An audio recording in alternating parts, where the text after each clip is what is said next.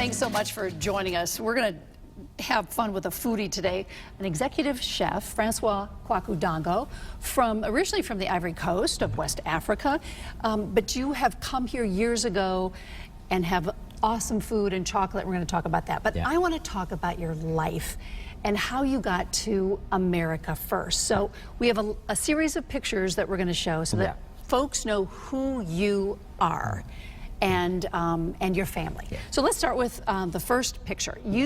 This is your family in West Africa. My family in West Africa, Ivory Coast, and this is, I think, in 1940s, around that time. You weren't born yet, but this is your family. Yeah, and this is my grandfather and my grandmother.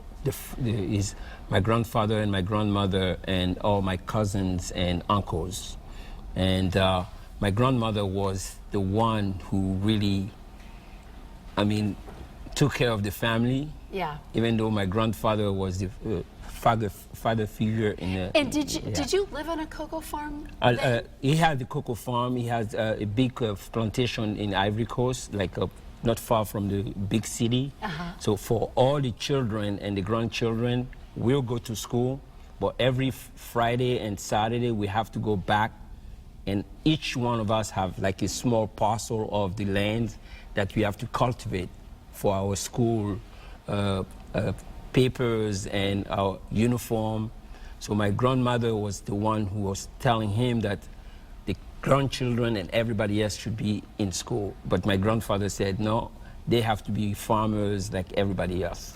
But a good thing they listened to your grandmother. Of course, she was a force to reckon with. Because, good, I love that. Because it was, the Ivory Coast, like in the tribe that I come from, it's called the Baoulé tribe. It's a matriarchal tribe where the women were the leaders, but the men were the people who, they would put them in the front, but the decision were made by the ladies in the back. I like that going forward. I like that idea. How did you decide to come to America? What brought you here? My brother was in America already, and he wanted to become a pilot. And he was studying in New York to have his license to be a pilot, and his girlfriend became pregnant. And when she became pregnant, they needed a babysitter. And I just finished college in Ivory Coast, and he gave me a call and said, okay, we're gonna sponsor you to come here and take care of your little nephew because I have to go to Texas to finish my flying license.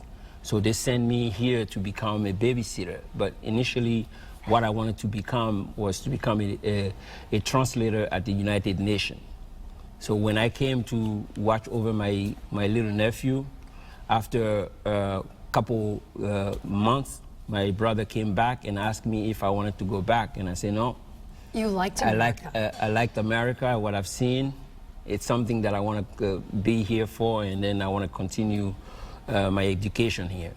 Now, next picture, you're sitting with a bunch of pizza boxes. What's the deal here, Francois? So when my brother came back, they find me a job as a pizza delivery guy in New York. It was Ray Barrett's Pizza on 53rd Street, and I spoke no word of English. I knew nothing about the street numbers in New York. So they put me on a bicycle and said, okay, you're gonna be delivering this pizza on 75 and Park. And when you look at the numbers in Park Avenue, some numbers go, odd numbers, and some are even numbers. So that's my way of learning how to navigate in New York City. How daunting, though.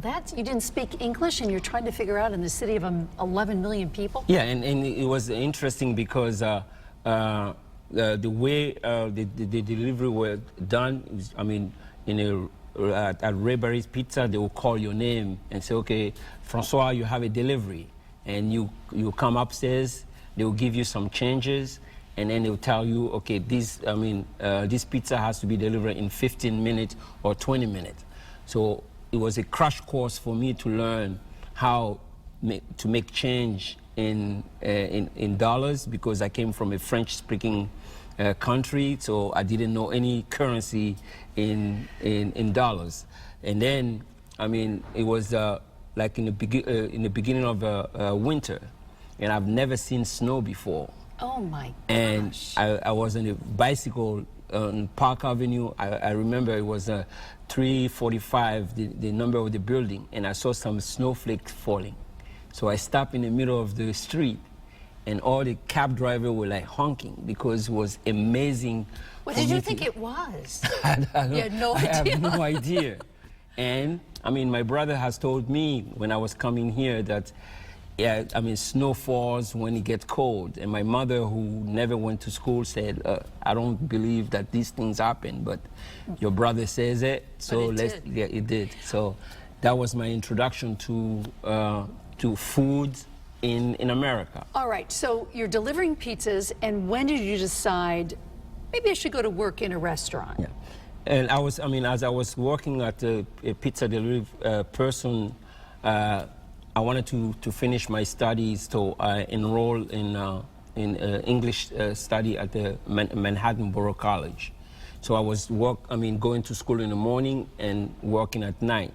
So I decided to become a night cleaner in a restaurant, so that I can go in cleaning the restaurant at midnight, and then in the morning going to school. So my shift for cleaning the restaurant was from 11 to 3 or 4 o'clock in the morning.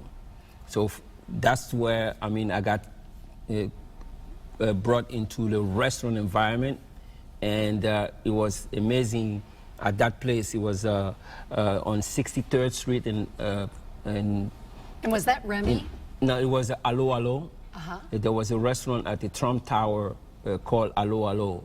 And that's where I started as a night cleaner. And then from there, I wanted to become a translator at the United Nations.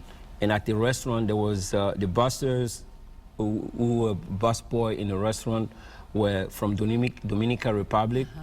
Some of the servers were from Brazil, a few people from Spain. And within 6 months, I was speaking Italian, French, Portuguese, and the chef, yeah. Portuguese is not easy to learn at all. But if you speak French or Italian, because they're all like Roman-based languages, I start to pick up Portuguese. Can you still do it? Can you? Yes. You can? Yes, yes. I wish I knew some Portuguese so we could have a conversation. All right, let's start looking at some more pictures. Now, the next one, where are we here, Francois? This is like Allo Allo. I just, it was at the end of a service, and I was just coming to do my shift at the night cleaner, and the servers were finishing the evening shift. And how old are you here? I was 22 years old. Just a baby. Yeah. All right. And this is this in Remy? Remy, well? and Allo Allo was a restaurant that Francesco Antonucci was a chef, and Francesco Antonucci was one of the best Italian chefs that I've ever worked with. Had you ever had pasta before you came to America? Never had pasta. So Francesco was a chef at Allo Allo, and then he opened a Remy on 79th Street between 1st and 2nd. And that's where he took me as a dishwasher to go and work with him at Remy. Did you know you had abilities to cook? Could you feel that you were going to be good at this?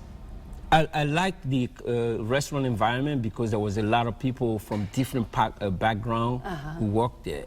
And when Francesco opened Remy, he brought some young Italian from Venice, Bergamo, Tuscany, and they were all the cooks.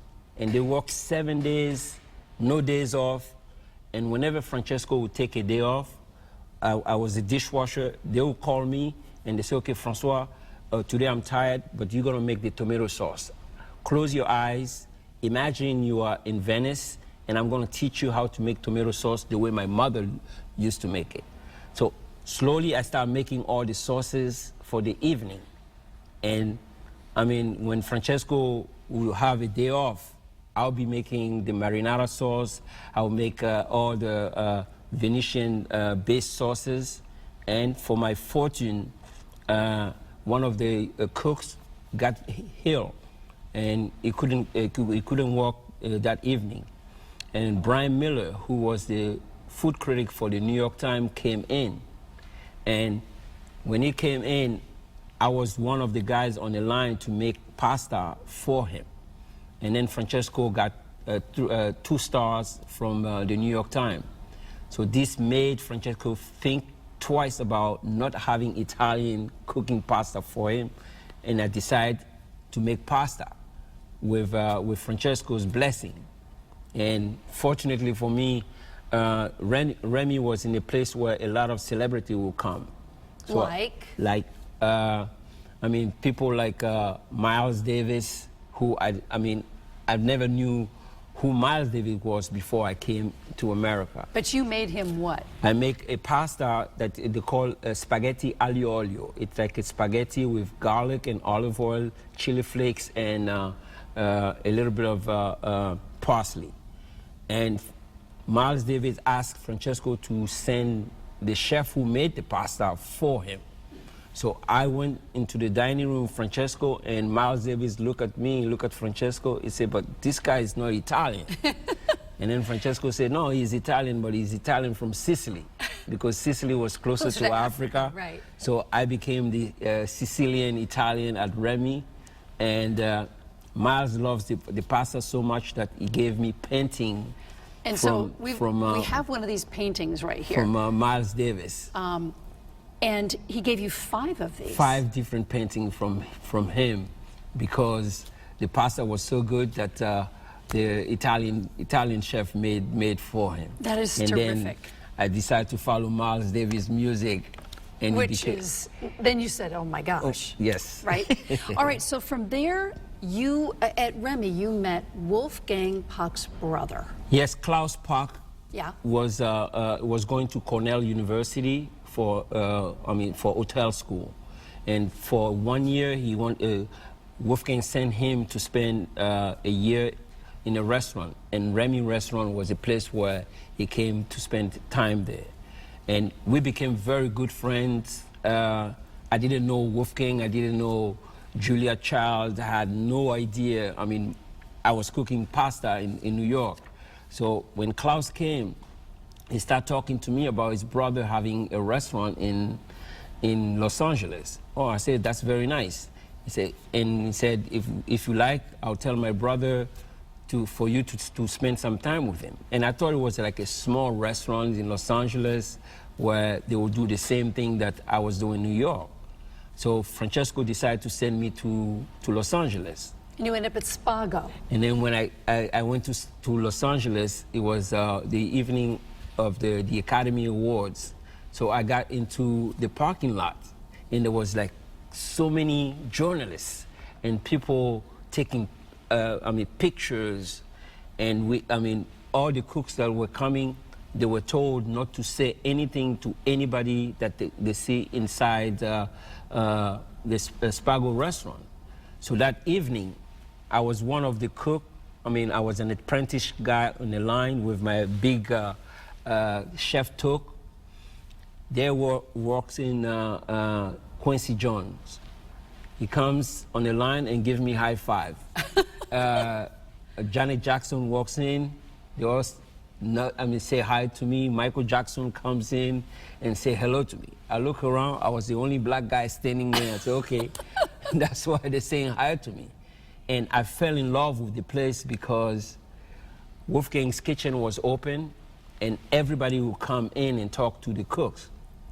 So. And back in the 80s, that was the place. Now, we have another picture, and it actually, Spago was above a car rental place. Yes, on Sunset Boulevard. Right, yeah. but it didn't matter because it was Spago. Yeah. And there's a picture way at the top of Wolfgang Puck and you, and then this is somebody else. Yeah, this is the kitchen manager of Spago, and his name was Jean Treau.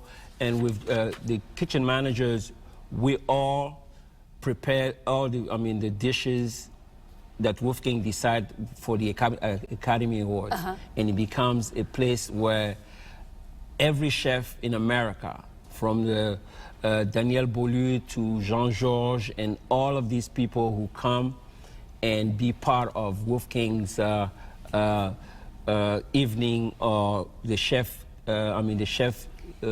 cooking in September. I can't even imagine what a madhouse that is to cook for the. And how many Academy Awards did you cook for? Probably, I was there for 17 years. 17 Academy Awards. Yeah.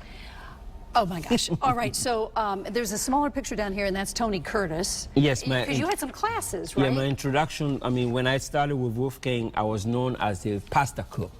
So whenever Sean Connery was coming in, Wolfgang would ask me, Francois, make something for Sean Connery. So I'll make a risotto for them. Sidney Poitier will come, I'll make something for Sidney Poitier too, because I was the new pasta cook. And even Dodi Fayette and all these people will come, and I'll make something for them to try. And then Wolfgang saw that everybody gravitated toward me with, I mean, the generosity of making something and making them feel welcome. So I became the guy who, whenever there was a special to be made, to send to somebody, I'll always volunteer. So that's, I mean, was my introduction to the Spago, I mean, life. Where did you ever become friends with any of these stars? Yes, I mean. Or was it fleeting? Was it kind of the in and out, and they loved you for cooking? Some of them, I mean, they'll love me for the cooking, but also they'll remember. Like I did some cooking for Tony Curtis, and Tony Curtis will come in and he will walk through the line and ask me what I was doing, and sometimes I will go to the table and talk to them. And Betsy Bloomingdale, who had the Bloomingdale store in Manhattan, I made a risotto for her, and she made a book and used my risotto as one of her recipes. And did she give you credit? No, it didn't matter. I mean, oh my gosh! I just made the risotto for her, and sometimes we'll cook for her and Nancy Reagan, and Wolfgang will do the event at their house. So I'll be part of the cooks that will go there and do the cooking and the off-premise catering for them. So I did a lot of cooking classes with Betsy Bloomingdale, Sharon Stones, and all of these movie stars who come in to spend the afternoon with us in the restaurant. Is there anybody you couldn't please? There was a lot of people who were kind of not difficult, but there was, I think, very political, because there was the newcomers, like the directors. So if we have somebody like Michael Ovitz and Shifty Lazar, there was always there was a juggling between what table they're going to be sitting at. Oh, and for heaven's sakes. What we're going to be cooking. And that was Spago was very small. Very small. Very small, with an open kitchen, as you say. So they were very, very demanding, but we knew how to please them by knowing the food that they like. So it was, I mean, it was challenging, but it was not that difficult to please them. More photos. This is the Academy Awards. Must be a back lot, or where were you? Yeah, this is at the western lot of the Universal Studios, and this is, I call the team that, I mean, that Wolfgang put together to control. I call it the control center, with everybody checking the name of the VIPs that are going to be coming and making sure that people are going to be seated at the right places. And before that, I mean, what you don't see is that we are probably filleting probably 20 or 400 salmon in the back, to make sure that every portion, it's the right portion, and all the sauces are made the right way. Exhausting. And that was, I mean, for somebody who wanted to become a chef, it was like a kid in a candy store. Wolfgang was making his own bread. He was smoking his own salmon. He was, I mean, making his own pastrami.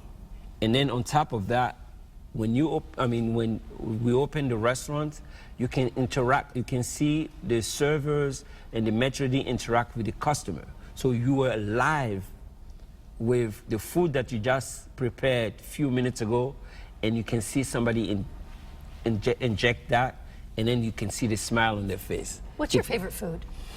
I love, I mean, Mediterranean cooking, like the south of France. So, I mean, anything that has like olive oil and light salads or light pasta, that's what I love.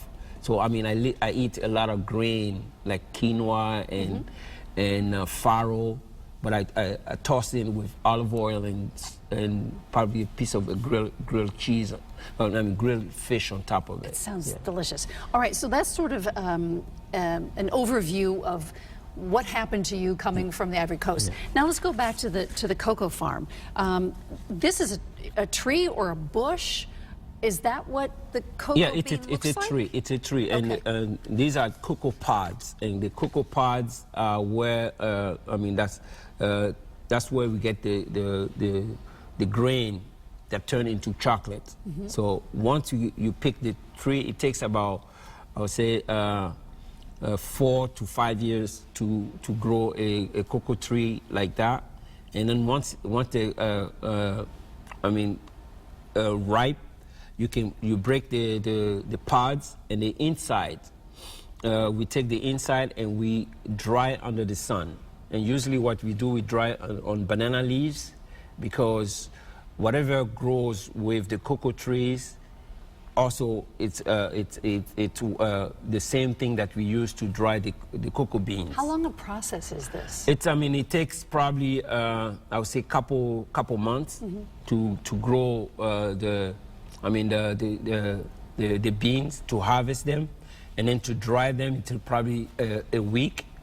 So after they dry, we take them and we put them into something they call the concher, and it breaks the beans, and then trying to squeeze it to get some liquid, and the liquid is called cocoa liquor. So it's like the bitter cocoa liquid that once it's separate, the fat that's separate from the cocoa liquor, it's called cocoa butter. And the cocoa butter, they use it in cosmetics and stuff like that. It's a long process. That's why chocolate's a little expensive. Yeah, it's a very, very long process. But once you make the cocoa liquor and you separate the beans, then you have to put it back, the liquor and the cocoa butter together. So that we use a stabilizer called lecithin.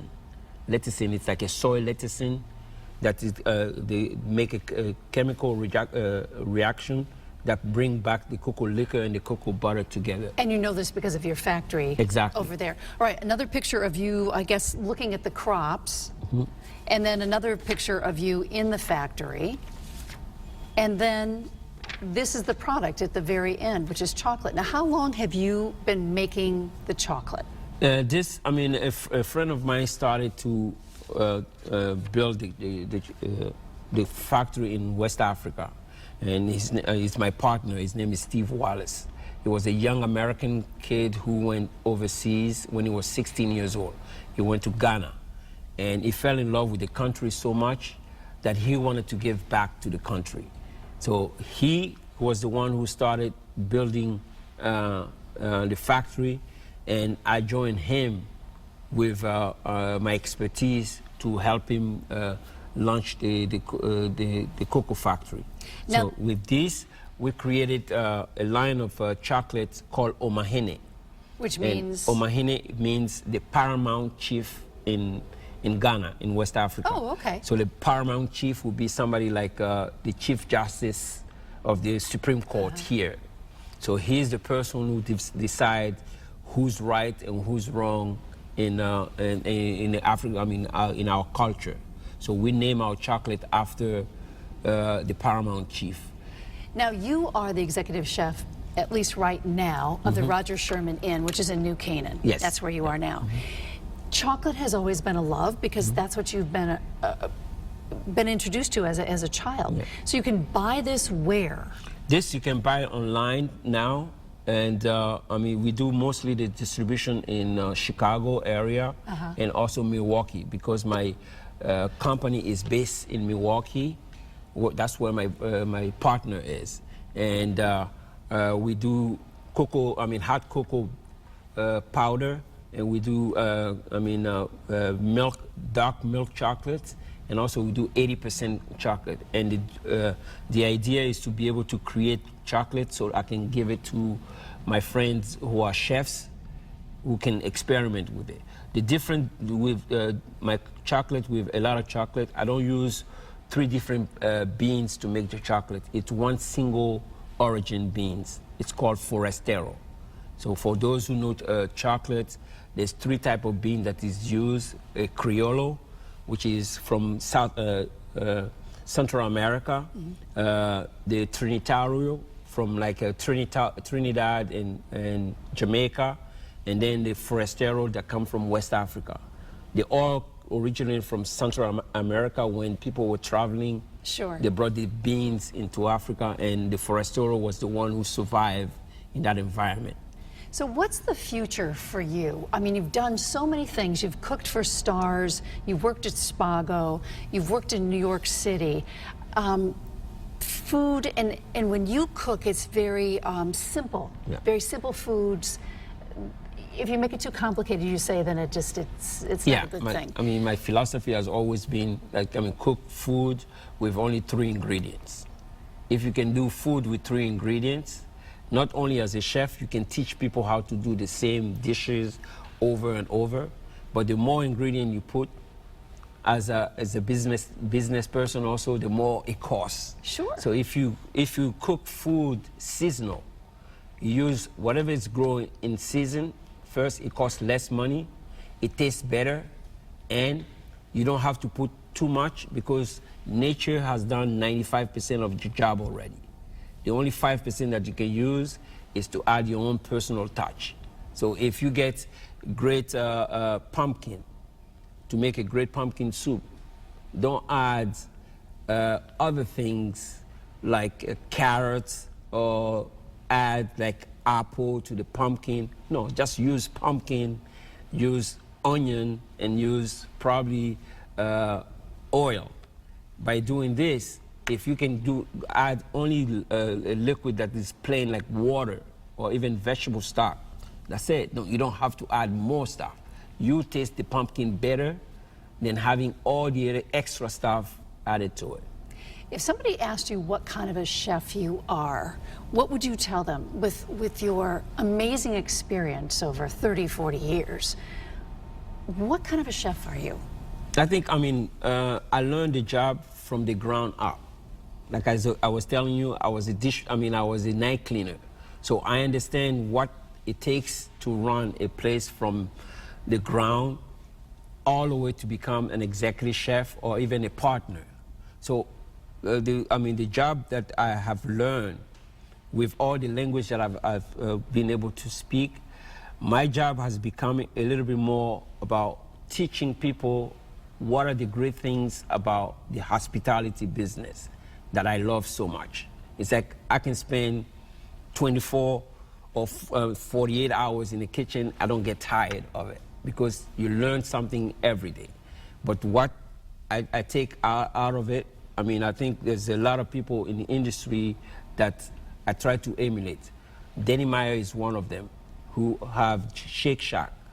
His sense of hospitality, I have not seen anybody who goes out of his way to make people feel like they're the only people in the room.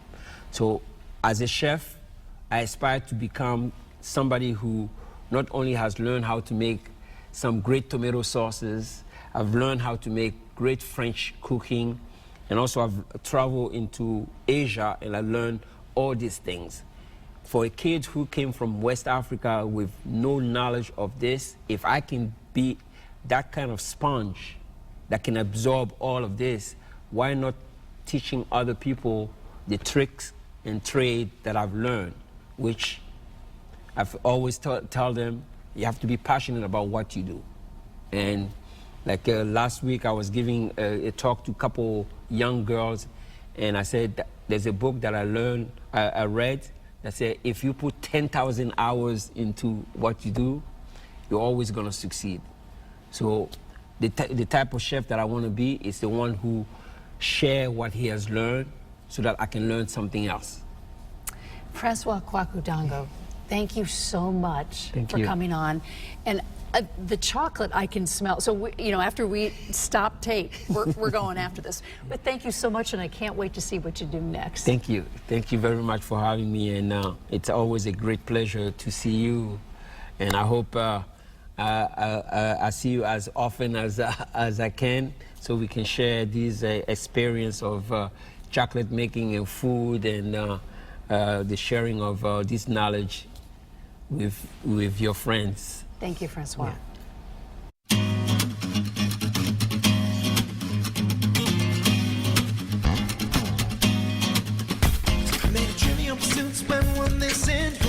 Spend all night kissing, and if one was right here, then who else is missing?